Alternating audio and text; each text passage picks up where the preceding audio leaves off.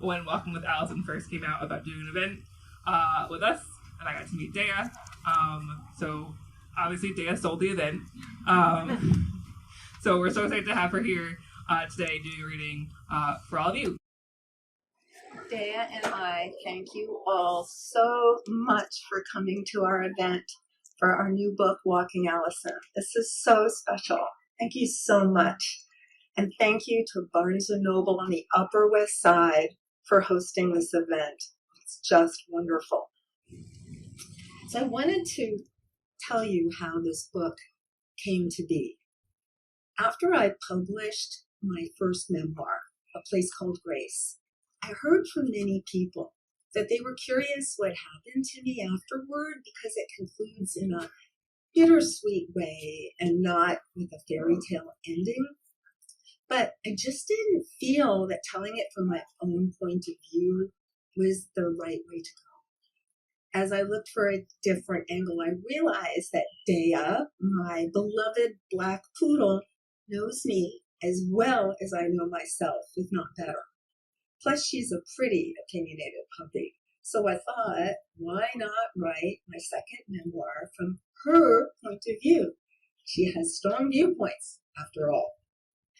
Frankly, in the beginning, I was unclear as to how to even begin this venture. That is until I contacted my wonderful and brilliant former editor, Jamie Bernard, for help. Through a lot of hard work, we finally found Dea's voice as the feisty, astute, comical, but always empathic narrator.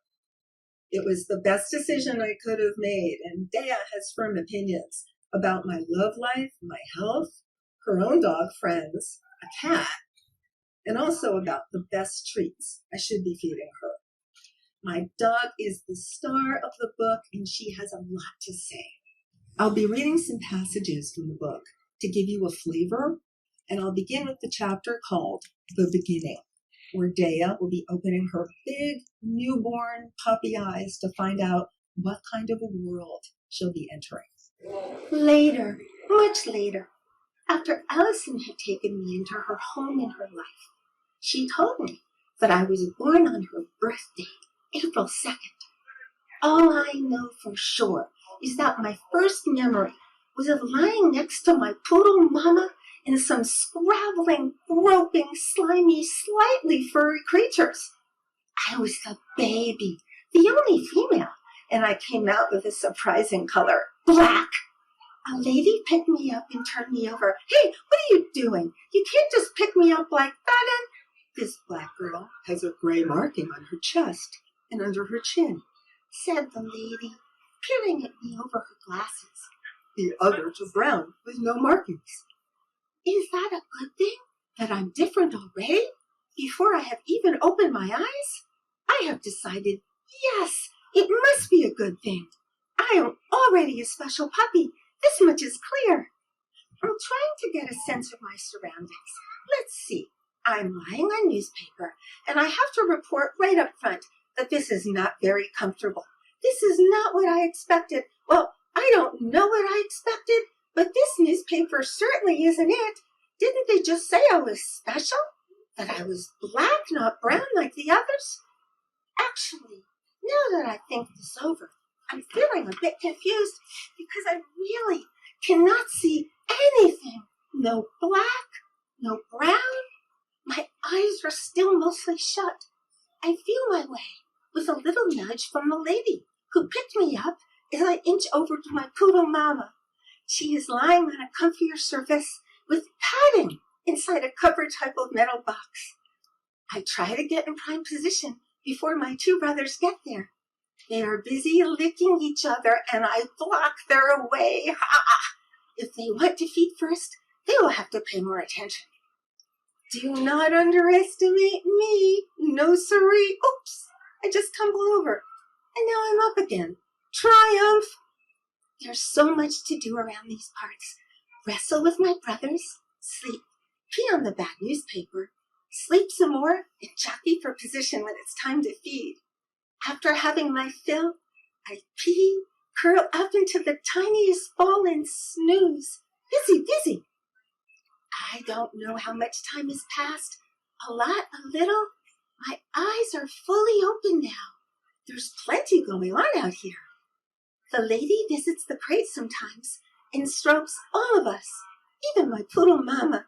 Sometimes she rubs me behind my ears and it feels really good. I reach up and kiss her on her nose. I am a good kisser. But then, after giving me such a nice rub, comes the worst thing ever to happen in my entire life. The lady leaves. That's right.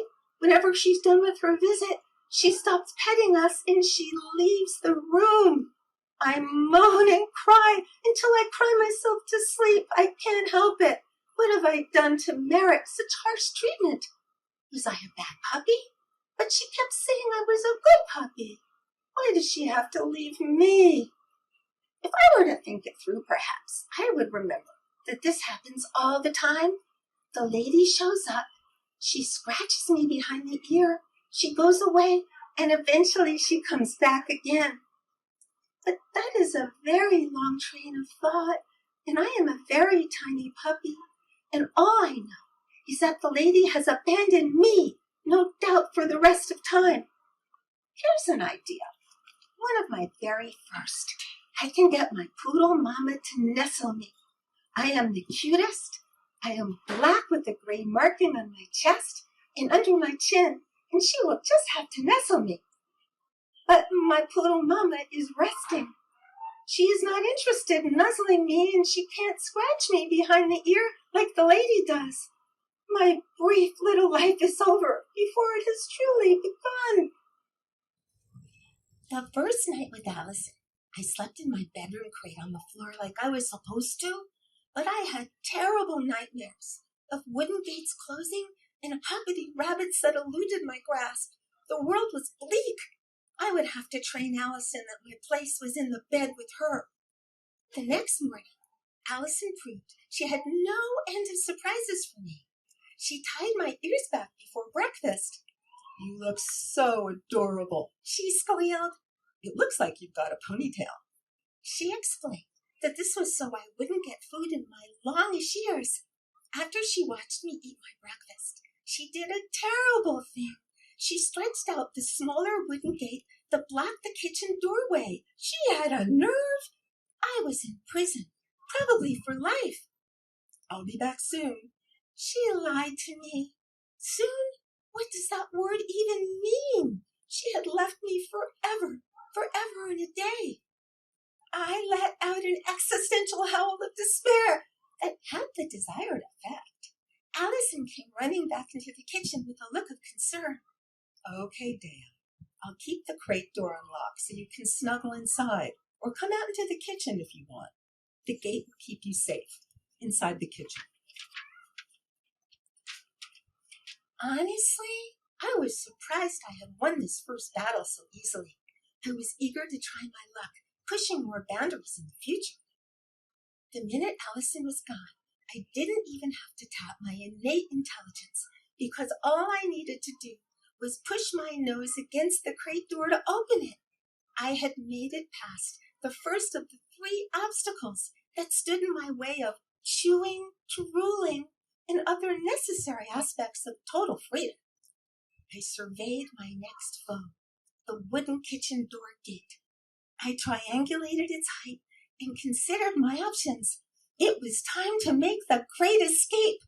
I had never jumped before, but I am a poodle after all, and quite athletic. The breeder lady had said poodles are like circus dogs, able to do all sorts of tricks. Now is my perfect time to test her theory. I gulped some water from the bowl to fortify myself before revving up and charging. I sailed right over the gate. My paws slid along the shiny wooden floor on the other side and came to a halt in the big, wide world of freedom. Triumph! Now it was time to roll up my sleeves, even though I do not have any sleeves and would not know how to roll them, and get to work. I had a lot to do. Before Alison came home, I needed to try and get past the bigger metal gate and thus get inside the living room with all its comfy wonders. Were the throw pillows sufficiently soft? I couldn't wait to test them, but something closer at hand demanded my attention. Alison had thoughtfully left behind some rubber galoshes on a mat near the big door, no doubt so that I'd have something interesting to chew. She hadn't left any other toys around, so the rubber galoshes would have to do. Note to self, set Alison straight. I had fallen into a deep slumber by the time I heard Alison's key in the lock. I was lying by the front door in the middle of a lovely squirrel dream, but I jumped up at the sound of her voice calling me and made a point to welcome her home, my non-stop wagging tail swinging in a flutter. "Dea, how did you get out of the kitchen?" she squealed. "What did you do?" It was easy enough, I wanted to boast, but she didn't actually sound all that happy with my acrobatic feat. "What am I going to do with you, you little monkey girl?" she said. This part takes place after I have a failed relationship with my former boyfriend named Ted, and I try internet dating, online dating. And this is from a chapter called "The Men Online Who Are Too Hot to Wear Shirts." It was a blissful time. I like to refer to it as the Golden Age. "This is your place to sleep now," said Alison, patting the side of the bed where Ted used to sleep. One evening, she did something a little strange. She put me on her lap while she sat at her desk looking at pictures of men online. There were a lot of men at this place online. It was a special place where men put pictures of themselves looking sporty and sometimes forgetting to put a shirt on. It must have been a very warm temperature online because a lot of these men could not bother themselves to put on a shirt. "Oh, Dea, this one likes dogs," she exclaimed a little too loudly into my delicate ear. "No, wait, he's looking for fun, and I think that's a code word for no commitment." It was actually very nice, our new routine of settling in at a desk chair for a spell each evening while we had story time, where Alison talked about the men online, many of whom still sadly had no access to air conditioning and had to take their shirts off for their pictures. They posed in ways that looked very artistic and showed off their strong profiles or their favorite hobbies, like holding a tennis racket. "Here's another one who likes to walk on the beach in the rain," said Alison. "These guys must be drenched all the time. I just can't believe what they write about themselves." I began to doze as she rambled on about Rick, who found insects fascinating, and Dmitri, who didn't seem to do anything for a living, but insisted he had what the ladies loved. I wonder what that was. The Golden Age continued, with Alison telling me the stories of the men trapped in the unbearable heat online, while she rubbed my butt and I kissed her face all over, until one day, when the unthinkable happened, the Golden Age ended abruptly, and we were back in the Stone Age, with Alison spraying foul-smelling liquid on her neck and going out the big door at night. She said she was on her way to meet an IVET, which to me was simply unacceptable, even though I trotted out all my acting and dramatic skills to stop her, turning my chocolate brown eyes into melting pools of abject need. Nothing seemed to work. I seized my green blanket and sulked right in front of the big door. I didn't get to hear about what happened that night until many centuries and ages and eons later, when she came home and I happily tumbled into her arms. "His name was Jeff," she told me, as if I cared about the name of someone who had dared part me from my Alison for even a moment. "Let's see the bar area," Jeff suggested. He ordered a cheese plate and water. Alison thought that was odd since they were meeting for drinks, but I always loved having a nice bowl of water myself, and I wouldn't mind a nice cheese plate too. so I didn't see anything wrong with it. I'll have a Pinot Noir, please, she told the waiter. When it came, she swallowed a large mouthful and had to remind herself to slow down or Jeff would get the wrong idea. First meetings are so awkward, Monkey, she told me. Yes, Mama, that is why you must sniff him all over and kiss his face a lot. I find that takes away a lot of the awkwardness. The waiter brought the cheese plate, and Jeff began nibbling on it. And no wonder, because he was quite skinny. It looked to Alison like he needed a good meal. She wondered whether he ate at all, so she turned the conversation to food and whether he liked to eat out. Now it was his turn to squint, like something was wrong with his eyesight. I never do eyesight. I never do takeout, he said in a voice that suggested he thought Alison had asked whether he murdered innocent children. I don't like the oil restaurants use, and I only use a specific salt. Isn't all salt the same? Asked Alison. He stared at her. Definitely he needed new glasses. It is not, he said. I prefer pink Himalayan sea salt. Oh, said Alison, searching for a way to connect. I've seen that in the stores. It's very pink. She took another sip of her wine. And you only like certain oils? I know olive oil is very healthy. I only use organic first pressed, he said. What about you? Well, I don't always have the energy to cook, so I like to order in, she said. She tried to steal a glance at her watch under the table while pretending to scour her memory for what she liked to eat.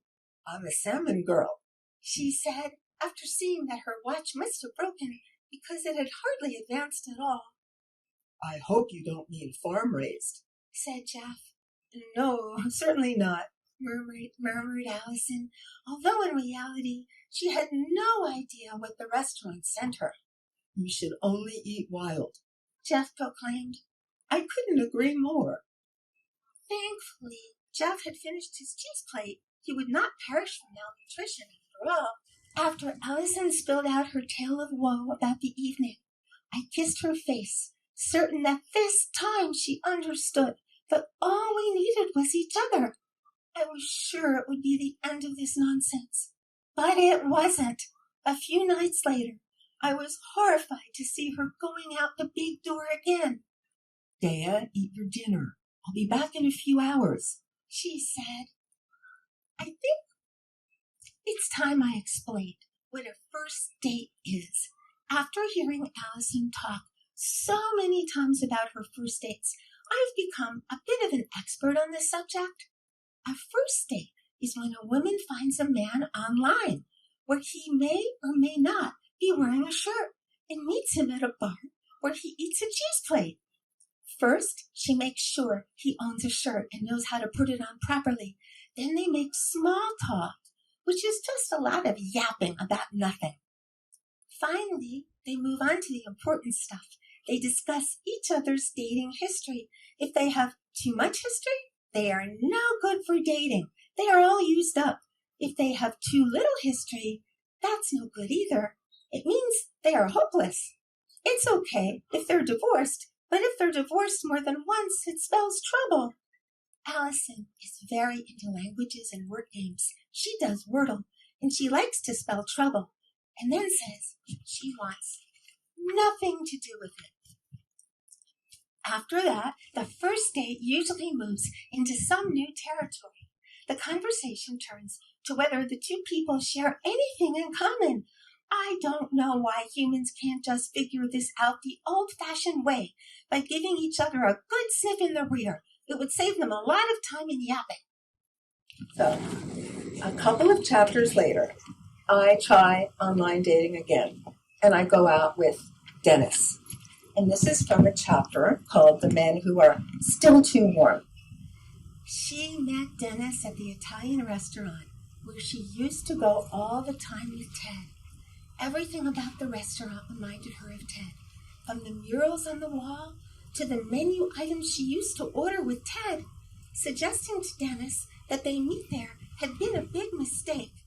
Dea, sweet girl, he must have been 7 feet tall, said Alison when we were seated at the table. His legs kept bumping mine. Every time they bumped legs, Dennis would say, "Sorry," and Alison would say, "No problem." But it was a problem because she was uncomfortable trying to keep her own long legs tucked away under her chair.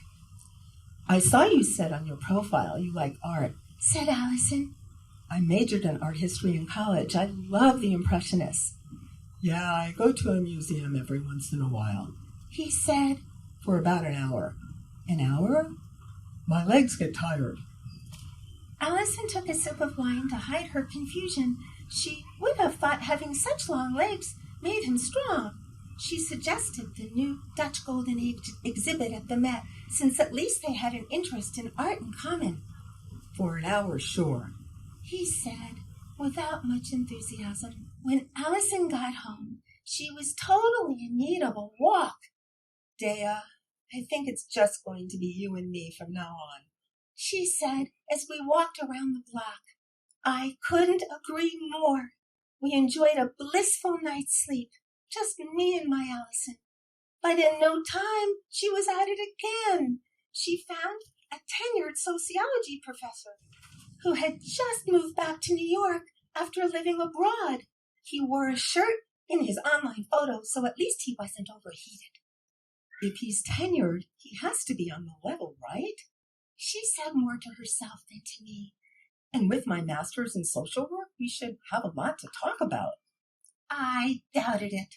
It turned out the professor's name was Matthew, and he was already having a gin and tonic at the bar when Alison arrived. She had chosen a different Italian restaurant, which was a good idea because I sniffed sadness whenever she went to the one where she used to go to with Ted. They moved over to a table in the bar area. Matthew quickly finished his drink in a big guzzle, and when Alison ordered her usual Pinot Noir, he suggested they share a bottle. "A glass is fine," she said. At first, it seemed to go well. They spoke about the shared experience of living abroad. Then they got to the portion of the first date where it was time to talk about divorces. "I had an affair with one of my grad students," he said. "Well, you know how it goes." "No, I don't." He proceeded to explain to her how it goes, something about cheating on his wife with a hot young grad student and moving to another country with the girl. "She said she wanted to travel with me all over the world," he said. "Frankly, I wanted to marry her, but she ended up returning to the States to see her family all the time." "She must have really missed them, being so far away," said Alison, trying to put herself in the shoes of a hot young graduate student who ran off with her married professor. "She started drinking heavily," he said. "Waiter, another glass of wine here. Anything for you?" I'm good." The story about hooking up with a grad student, even though Matthew seemed to believe it was as old as time itself, certainly took a long time to tell. "And then, can you believe it? She wanted to get a dog, a puppy of all things," he said. "Care for dessert?" When the check came, Matthew picked it up and paid the waiter without hesitation. At least he was not a dog-hating cheapskate, just a dog-hater. "I'd love to see you again," said Mister. "I'm so awful and I hate puppies," before he went home to his nightly routine of having a brandy before tucking into bed, which did not come as a surprise to Alison, since Matthew had been drinking non-stop all evening. "I have a nightly routine, too," she said. "I cuddle in bed with my puppy."